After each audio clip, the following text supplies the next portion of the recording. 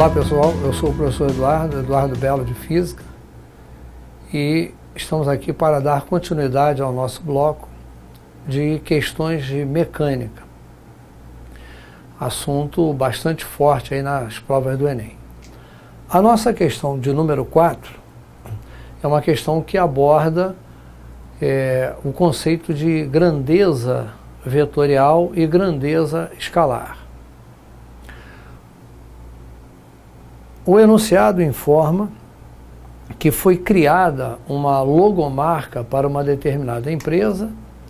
A logomarca representa a figura que aqui aparece e alguém, olhando para essa logomarca, entendeu que ela poderia prejudicar a imagem da empresa, uma vez que ela apresenta resultante nula. E alguém poderia dizer que o que eles fazem era algo nulo. Na verdade, a ideia do criador, segundo o texto, era mostrar que essa era uma empresa, que parece uma empresa de distribuição, que era capaz de atuar em várias direções diferentes. Mas a percepção de uma outra pessoa já foi diferente, de que é um conjunto de vetores cuja soma é nula, e que poderia repercutir mal para a empresa. Bom, ao olhar exclusivamente da física, cada seta dessa individualmente representa um vetor, ela expressa uma grandeza vetorial. E podemos observar que para cada vetor existe sempre aqui um vetor oposto, uma seta oposta. Por exemplo, esta aqui é horizontal apontando para a direita, esta de baixo é horizontal apontando para a esquerda. Quando nós temos vetores opostos e de mesmo módulo, de mesmo valor, ou de mesmo tamanho, como aparece aqui na figura, a interpretação que damos é a de que a sua soma é nula, é zero. Portanto, este vetor maior e este outro aqui de baixo são iguais e opostos, se anulam entre si. O mesmo podemos dizer desses dois, são iguais e opostos, assim como esses outros dois aqui. Ora, a rigor, a soma de todos esses vetores acaba resultando em valor zero, o que de fato leva a uma justificativa correta para o comentário feito. Então, admitindo que o papel utilizado no desenho seja formado de quadrados com lado de 1 centímetro, e o exagero da visão do diretor, sua observação, fisicamente falando, está absolutamente correta, uma vez que a soma ali é zero. Então, ela está errada? Não. Não, letra B dizendo que está errada. Letra C, certa, pois quanto ao número de vetores, porém errada quanto ao módulo da resultante que vale 7 centímetros. Resultante é a soma de todos esses vetores. A resultante não vale 7, vale 0. Então, a alternativa C está errada. Vamos lá. A sua visão fisicamente está certa, pois o desenho realmente traduz uma resultante de modo nulo. Letra D responde corretamente aí a nossa questão de número 7. Uma questão com uma interpretação mais simples. Bem, agora aqui na questão de número 5, nós temos um movimento de um veículo numa pista, em que o condutor desse veículo faz uso de um telefone celular. Todos nós sabemos que, pela legislação em vigor, é proibido fazer uso de qualquer equipamento eletrônico durante a condução do veículo, especialmente telefone celular, que tira efetivamente a atenção do motorista. Então, o objetivo dessa questão é exatamente chamar a atenção para esse fato. O motorista vem conduzindo o veículo a uma velocidade de 72 km por hora. No exato momento em que atende a uma ligação no seu celular. Por conta disso, ele se distrai da estrada por alguns segundos e não percebe que há um outro carro parado 160 metros à sua frente. Após 4 segundos de desatenção, ele aplica ao veículo uma desaceleração de 2 metros por segundo ao quadrado. Então, a partir dessas referências todas, eu quero verificar qual é a alternativa correta, indicando se haverá colisão entre os veículos, não haverá.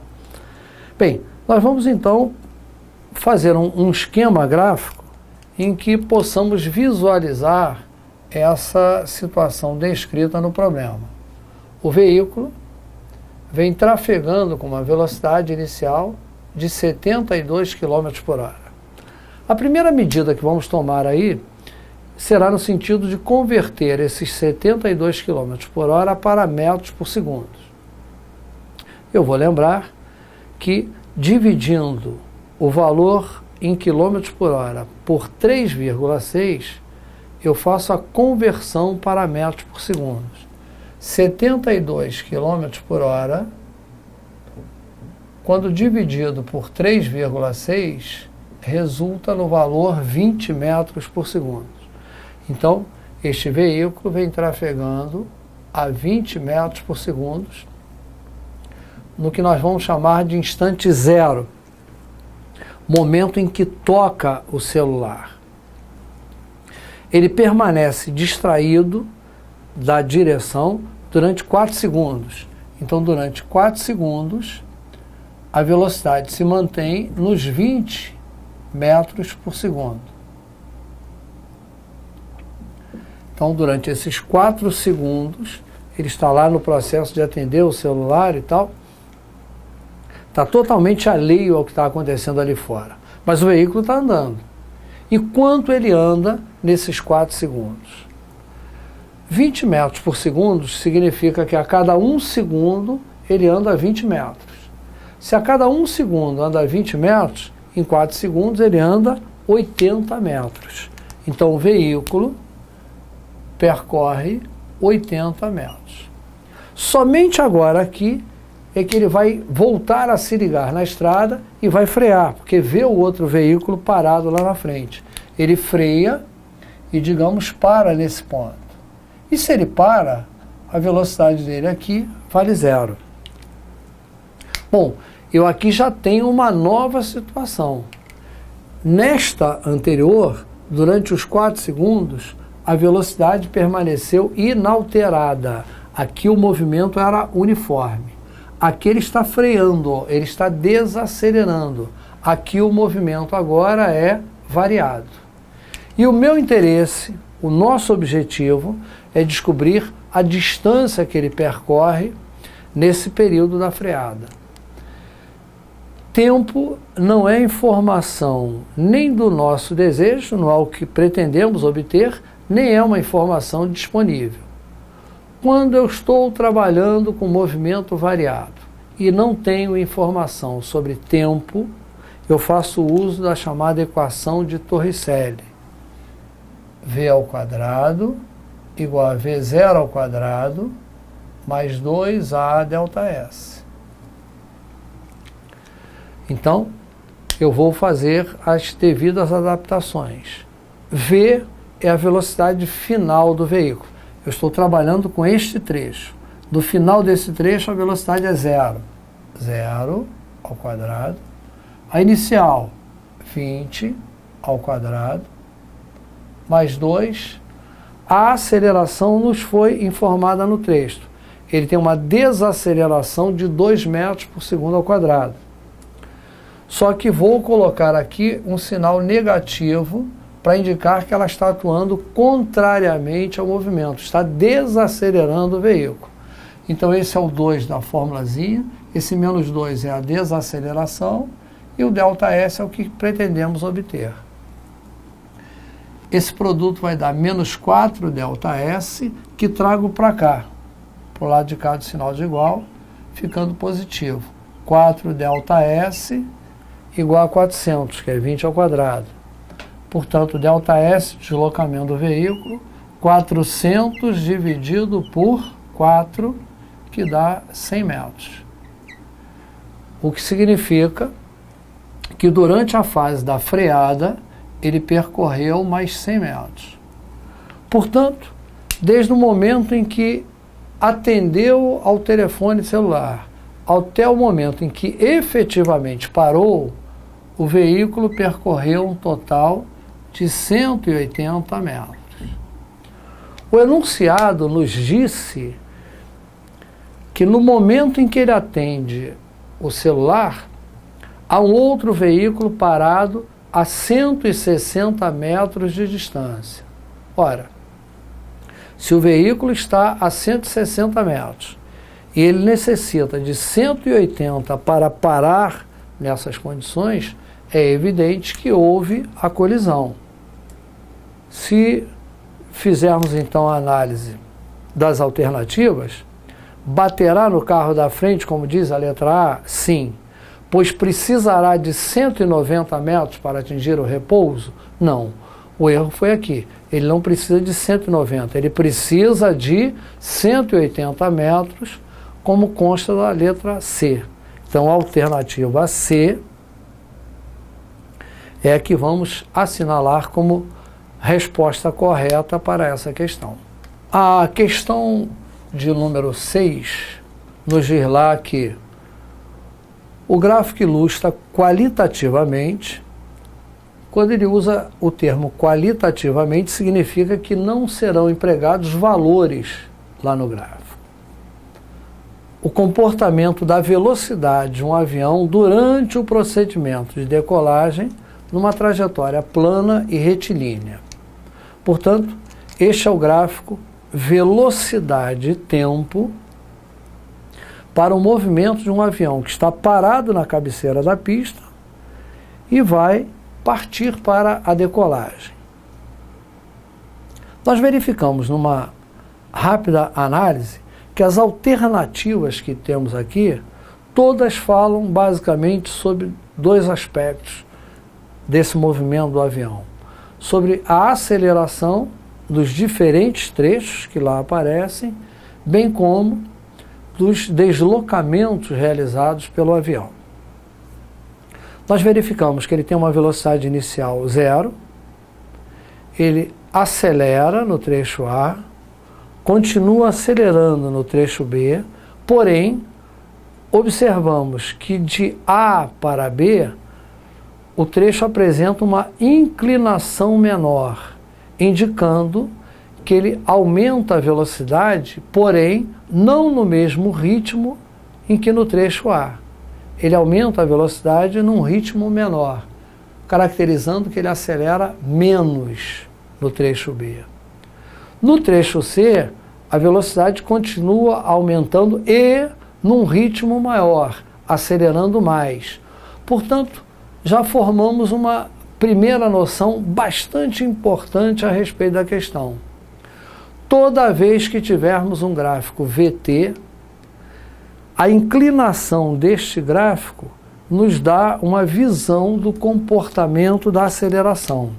Se eu tenho velocidade e tempo para esse móvel A e para esse móvel B, eu vejo que a velocidade de A aumenta, de B aumenta. Porém, a velocidade de A aumenta mais do que a de B, aumenta num ritmo maior que a de B.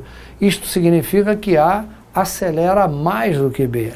E isso pode ser visto pela inclinação da reta A e da inclinação da reta B. Portanto, num gráfico VT, velocidade e tempo, a inclinação guarda uma relação com o comportamento da aceleração.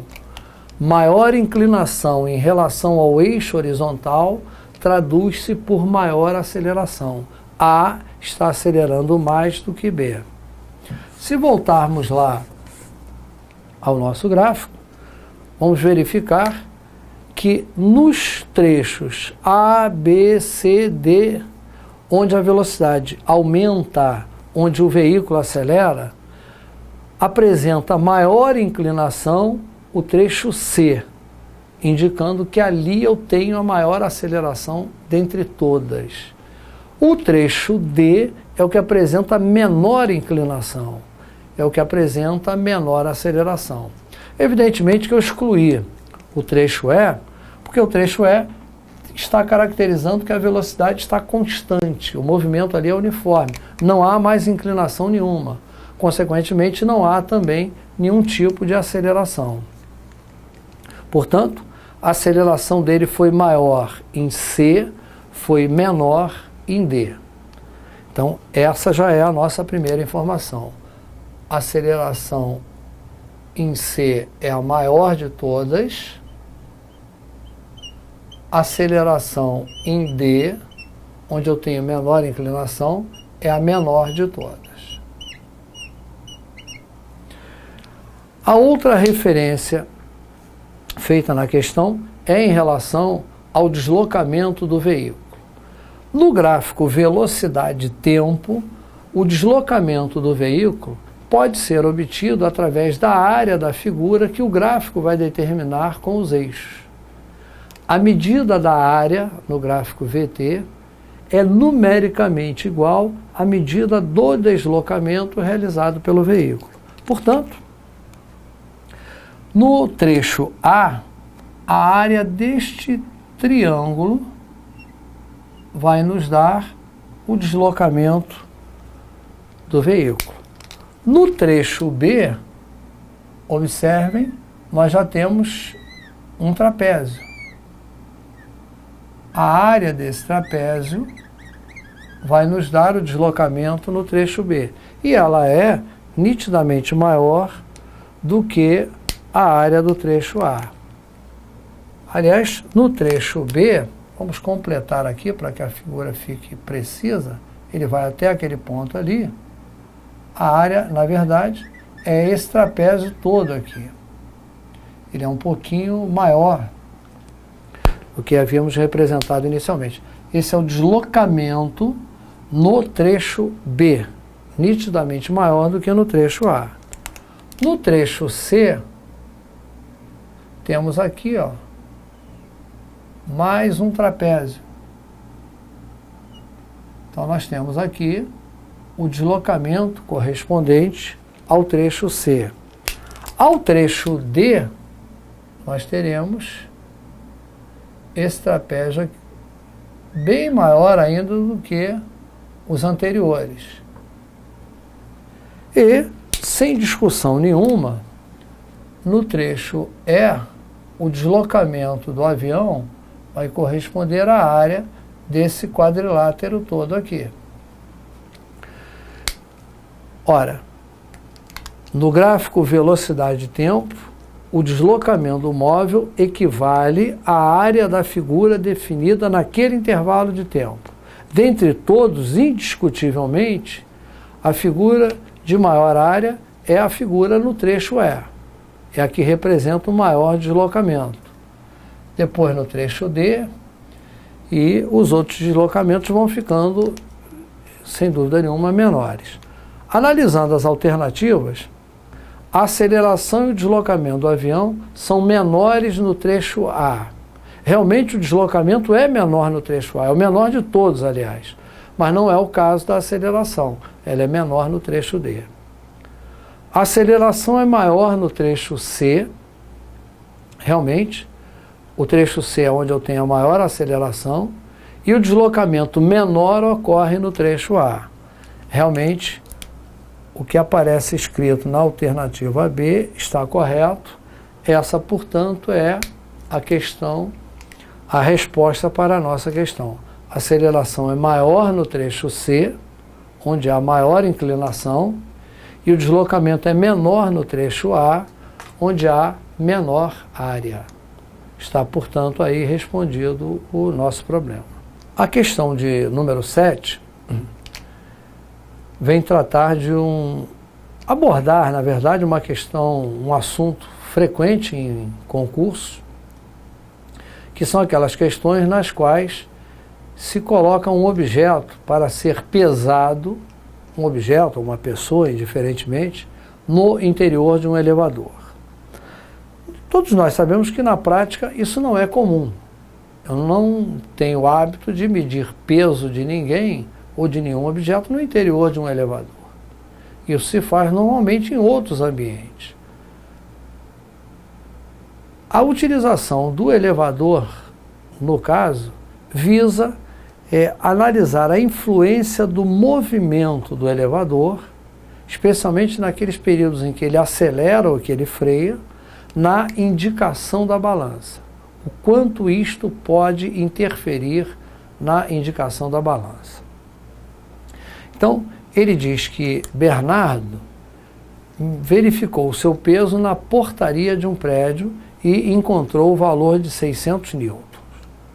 Em seguida, foi verificar a indicação do seu peso no interior de um elevador, mas olha o detalhe, que sobe com aceleração de sentido igual ao da gravidade, com aceleração de sentido igual ao da gravidade e módulo 1 metro por segundo ao quadrado. Então o elevador está subindo e ele tem uma aceleração com sentido igual ao da gravidade. Nós precisamos interpretar isso aí com cuidado. A gravidade está direcionada para baixo, apontando para baixo. Então o problema acaba de me dizer que o elevador está subindo, porém a sua aceleração está apontando para baixo. É possível ter uma aceleração contrária ao movimento? Claro que sim.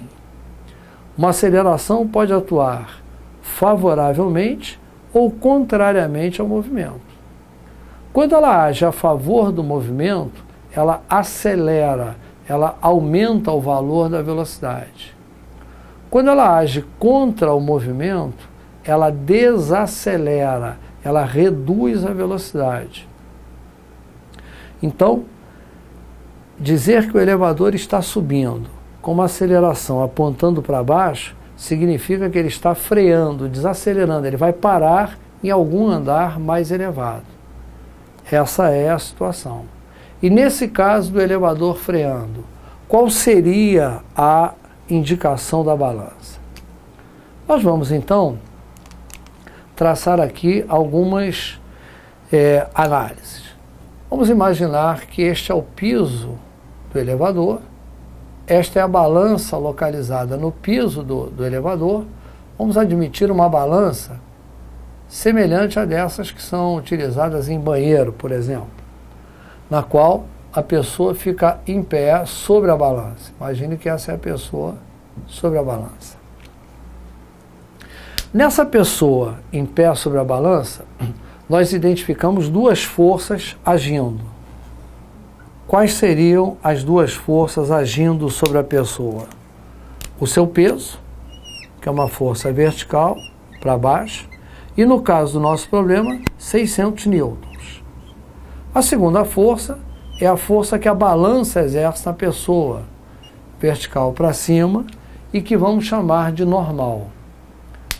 Observe que a pessoa com os seus pés força a balança para baixo. Existe uma força para baixo aqui, ó, que vamos chamar de N'. A toda ação corresponde uma reação igual e contrária. Se a pessoa força a balança para baixo, ela recebe uma reação para cima. Portanto, N e N' constituem um par ação e reação.